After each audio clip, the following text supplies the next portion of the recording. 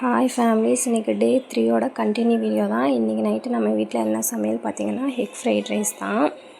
இந்த வெஜிடபிள்ஸ்லாம் போட்டு செஞ்சால் எங்கள் வீட்டில் பிடிக்காத, நான் சாப்பிட மாட்டாங்க. அதனால் வெஜிடபிள்ஸ் எதுவும் ஆட் பண்ணாமல் எனக்கு தெரிஞ்ச ஸ்டைலில் நான் பண்ணியிருக்கேன்.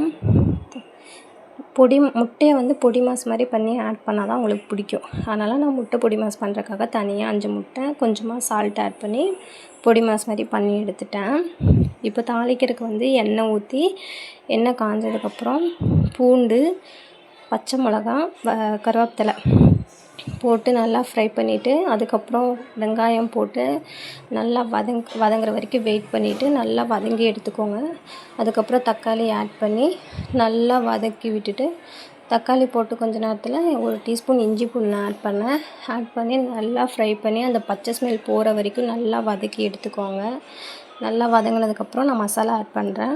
மிளகாத்தூள், மல்லித்தூள், கறி மசாலா, மஞ்சத்தூள், சால்ட்டு இது மட்டும் போட்டு நல்லா வதக்கிட்டு பச்சை ஸ்மெல் போகிற வரைக்கும் நான் நல்லா வதக்கி எடுத்துட்டேன்.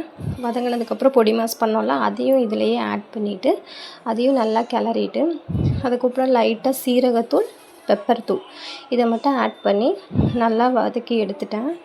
அதுக்கப்புறம் சாதம் தனியாக வடித்து வச்சுருந்தேன். அதையே இந்த மசாலா கூட ஆட் பண்ணி லைட்டாக கொத்தமல்லி என்கிட்ட இல்லை, அதனால் சேர்த்துல, உங்கள்கிட்ட இருந்தால் ஆட் பண்ணிக்கோங்க.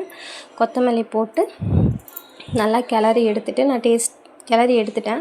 டேஸ்ட்டுக்காக எங்கள் வீட்டில் கொடுத்தேன், சாப்பிட்டு பார்த்தாங்க, நல்லா இருக்குன்னு சொன்னாங்க. மறக்காமல் நம்ம சேனலை சப்ஸ்கிரைப் பண்ணிக்கோங்க.